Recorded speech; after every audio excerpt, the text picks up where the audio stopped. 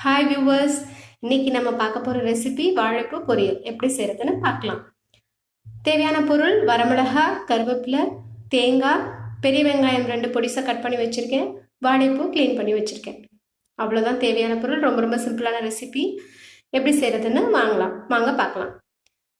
கடாய் வச்சாச்சு. கடாய் வச்சு அதில் எண்ணெய் விட்டாச்சு. எண்ணெய் காஞ்சதுக்கப்புறம் கடுகு, உளுந்தப்பருப்பு போட்டு கடுகு உளுந்து பொழிஞ்சதுக்கு அப்புறமேட்டு கருவேப்பிலை, வரமிளகாய்.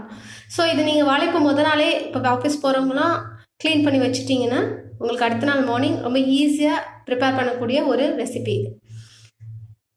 அவ்வளோதான். ஸோ கடுகு உளுந்து பொரிஞ்சதுக்கப்புறம் கொஞ்சம் ஜீரகம் போட்டிருக்கேன்.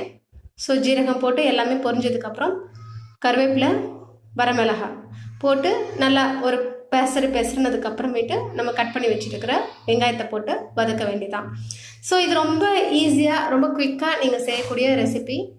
நிச்சயம் ரொம்ப உடம்புக்கு ஹெல்த்தியான ரெசிபியும் கூட. இதில் நம்ம எக்ஸ்ட்ரா பொருள் எதுவுமே சேர்க்க போகிறதில்ல. நீங்கள் இதுக்கு பச்சை மிளகாய்க்கு பதிலாக வரமிளகாய் சேர்த்துக்கோங்க. ஏன்னா பச்சை மிளகாய் வந்து ரொம்ப ஹெல்த்தி கிடையாது. அதனால நான் வரமிளகாய் சேர்த்துருக்கேன். இல்லை எனக்கு பச்சை மிளகாய் டேஸ்ட் தான் பிடிக்கும் அப்படின்னா நீங்கள் பச்சை மிளகாய் கூட சேர்த்துக்கலாம். அவ்வளோதான். இதை போட்டு இது கொஞ்சம் ஒரு பெசறினதுக்கு அப்புறமேட்டு அந்த கருவேப்பிலையெல்லாம் சுருங்கினதுக்கப்புறம் நம்ம கட் பண்ணி வச்சுருக்கிற வெங்காயம். ஸோ வெங்காயத்தை போட்டு நல்லா நம்ம வதக்கணும். வெங்காயத்தோட கலர் சேஞ்ச் ஆகணும். ஸோ அது வரைக்கும் ரொம்ப கொஞ்சம் பொறுமையாக நம்ம அதை செய்யணும். ஏன்னா இதுக்கு நம்ம தண்ணி எதுவும் சேர்க்க போகிறது இல்லை. தண்ணி சேர்க்காம அப்படியே அந்த வெங்காயத்தோட தண்ணி, வாழைப்பூவோட தண்ணி, அதை வச்சு மட்டும்தான் நமக்கு இந்த ரெசிபி ரெடியாக போகுது. ஸோ நல்லா கிளறி விடுங்க. இது வந்து கைப்படாமல் கிளறுங்க. ரொம்ப வந்து நீங்கள் டைம் விட்டுட்டீங்க அப்படின்னா நமக்கு வந்து பாத்திரத்தில் பிடிச்சிரும், டேஸ்ட் நல்லா இருக்காது. அதனால் நல்லா பெசரி விடுங்க. பெசரி விட்டு கொஞ்சம் நேரம் அப்படியே சிம்லேயே வச்சுடுங்க நம்மளோட ஃப்ளேமை. அப்போ என்ன ஆகிடும், உங்களுக்கு அந்த ஆனியனோட கலர் சேஞ்ச் ஆகிடும். ஸோ இப்போ நல்லா 2 பெசரி எல்லா பக்கமும் அந்த நெருப்பில் வர்ற மாதிரி வச்சதுக்கப்புறம் பாருங்கள் நம்மளோட ஆனியன் கலர் சேஞ்ச் ஆயிடுச்சு. ஸோ கலர் சேஞ்ச் ஆனதுக்கப்புறம் நம்ம கட் பண்ணி வாஷ் பண்ணி வச்சுருக்கிற வாழைப்பூவை சேர்த்துக்குவோம். நான் அங்கே உங்களுக்கு முழுசாக காமிச்சிருக்கேன். அதை நீங்கள் பொடிசாக கட் பண்ணிக்கோங்க. கட் பண்ணி இந்த ஆனியனோட இந்த வாழைப்பூவையும் சேர்த்துக்கோங்க. ஸோ வாழைப்பூவை சேர்த்து நல்லா கிளறி விடுங்க. நான் முன்னாடி சொன்ன மாதிரி இதுக்கு நம்ம தண்ணி சேர்க்க போகிறது இல்லை.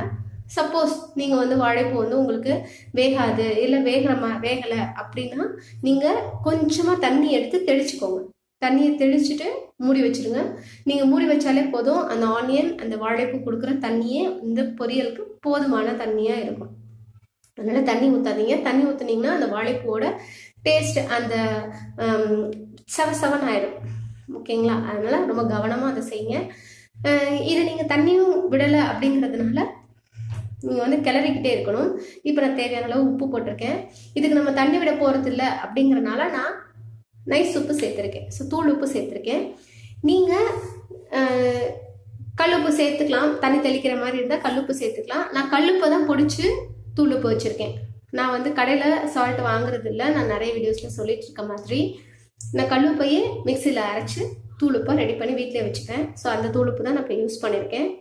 அவ்வளோதான். இதை ஒரு மூடி போட்டு நம்ம நல்லா மூடி வச்சுருவோம். இது வெந்ததுக்கப்புறம் இந்த கலர் கொஞ்சம் ப்ரௌனிஷ் கலராக சேஞ்ச் ஆகும். ஸோ அது சேஞ்ச் ஆனோன்னா நம்ம டேஸ்ட் பார்த்து ஆஃப் பண்ணிக்கலாம். ஸோ இங்கே பாருங்கள், இதுக்கு வந்து பாருங்கள் தண்ணி எதுவுமே நான் சேர்க்கல. ஆனால் தண்ணி எதுவுமே இதில் இல்லை. ஸோ அதுக்கேற்ற மாதிரி நமக்கு வாழைப்பூவும் நல்லா வெந்துருச்சு. இப்போ நம்ம உப்பு செக் பண்ணிவிட்டு உப்பு தேவைன்னா போட்டுக்கலாம். எனக்கு கரெக்டாக இருந்தது, அதனால் நான் போடல. இப்போ நான் தேங்காய் சேர்க்குறேன். தேங்காய் வந்து ஆப்ஷனல், முழுக்க ஆப்ஷனல். சிலருக்கு தேங்காய் போட்டால் பிடிக்காது, அதனால் நான் போடலை. சிலர் போட மாட்டாங்க. குழந்தைங்களுக்கு கொடுக்கும்போது தேங்காய் போட்டிருந்தா அது அந்த வாழைப்பூவோட உவர்ப்பு சுவை கொஞ்சம் கம்மியாக இருக்கும். அதே நேரத்தில் வாழைப்பூவோட அந்த ஹெல்த் பெனிஃபிட்ஸும் நமக்கு கிடைச்சிடும். அதனால நான் தேங்காய் சேர்த்துருக்கேன். ஸோ ஆனியன்ஸுமே கொஞ்சம் நிறையவே சேர்த்துக்கோங்க. அப்போ தான் அந்த ஆனியன் அந்த தேங்காயோட டேஸ்ட்டில் வாழைப்பூவோட உவர்ப்பு கொஞ்சம் கம்மியாக இருக்கும். அப்போ நம்ம குழந்தைங்களுக்கு இது ஒரு ரெசிபி அப்படின்னு, இது ஒரு டிஷ் அப்படின்னு கொடுக்கும்போது அவங்க ஈஸியாக நல்லா விரும்பி சாப்பிடுவாங்க. அதனால் தேங்காய் சேர்த்துக்கிறது ரொம்ப நல்லாயிருக்கும். டேஸ்ட் ரொம்ப நல்லா கொடுக்கும். அவ்வளோதான். நான் ஒரு பவுல் எடுத்து சர்வ் பண்ணிட்டேன். ஸோ இவ்வளோதான். ரொம்ப சிம்பிளான ரெசிபி, ரொம்ப குயிக்காக செய்யக்கூடிய ரெசிபி. ஆஃபீஸ் போகிற டைமில் எமர்ஜென்சிக்கு நம்ம முத நாளே வாழைப்பூ க்ளீன் பண்ணி வச்சுருக்கிற பட்சத்தில் இது ரொம்ப ரொம்ப ஈஸியான ரெசிபி. நிச்சயம் ட்ரை பண்ணி பாருங்கள். மீண்டும் அடுத்த வீடியோவில் சந்திப்போம். பாய் வியூவர்ஸ்.